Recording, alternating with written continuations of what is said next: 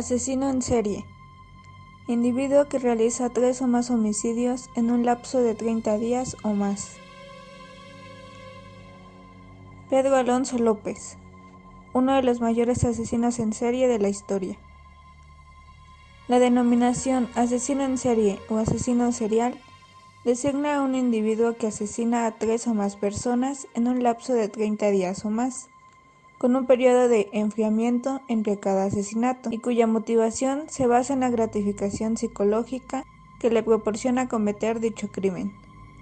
Los asesinos en serie tienden a ser selectivos al acechar a sus víctimas, y lo hacen impulsados por alguna necesidad interior imperiosa.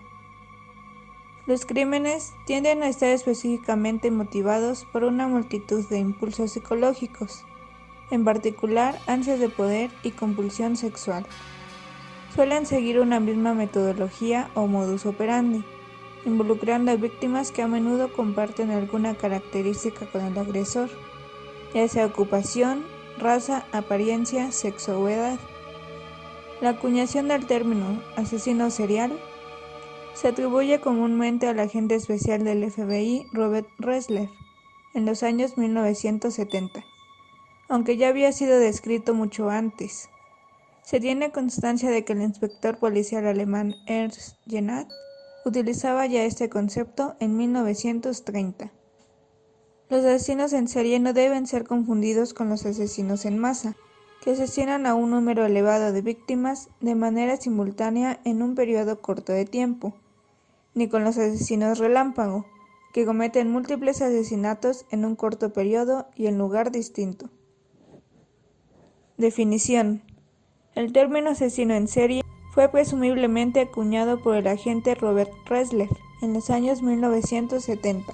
La expresión asesino en serie entró al lenguaje popular en gran parte debido a la publicidad que se dio a los crímenes de Ted Bundy y David Berkowitz, el hijo de Sam, a mediados de esa década, aunque una de las primeras veces que se usó este concepto fue con el asesino de los torsos de Cleveland.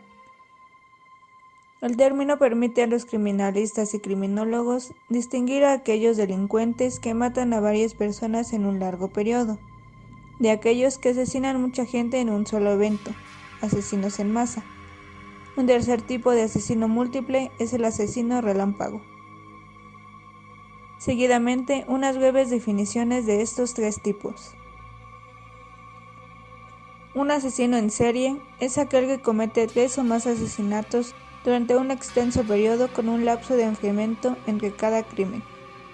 En medio de sus delitos, ellos parecen bastante normales, una condición que Herbie Cleckley y Robert Hare llamaban máscara de cordura. A menudo existe, pero no siempre, un elemento sexual en este tipo de asesinos. Un asesino en masa, por otra parte, es un individuo que comete múltiples asesinatos en una ocasión aislada y en un solo lugar. Los autores suelen cometer suicidio después. Por consiguiente, el conocimiento de su estado mental y los motivos detrás de sus acciones se dejan muchas veces a la especulación. Los pocos asesinos masivos que han podido ser atrapados afirman que no recuerdan claramente el evento.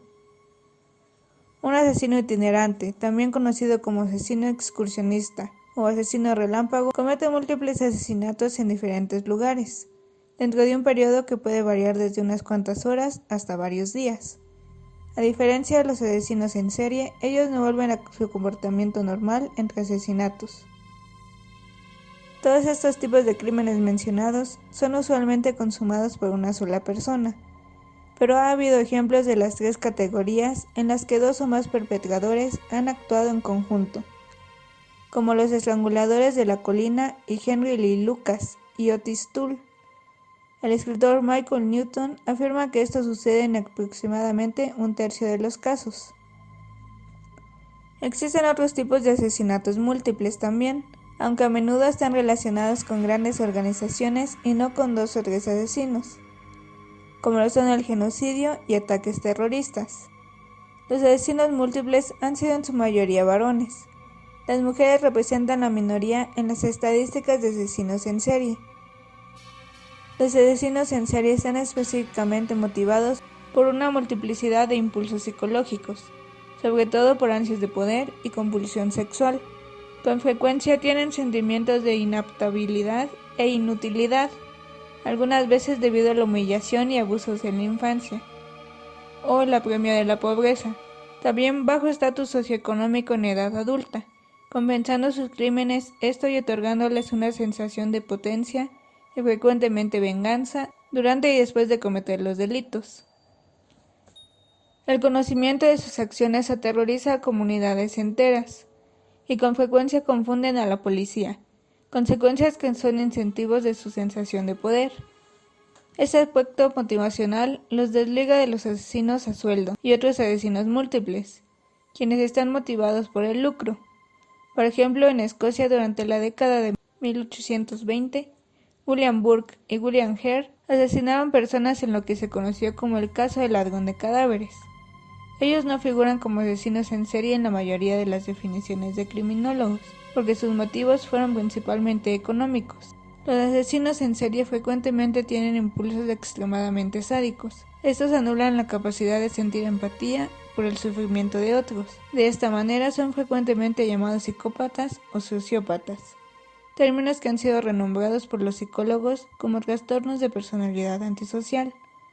Algunos asesinos en serie hacen uso de la lujuria y la tortura para obtener placer sexual por mutilación de la víctima y también de matarla lentamente por un prolongado lapso de tiempo.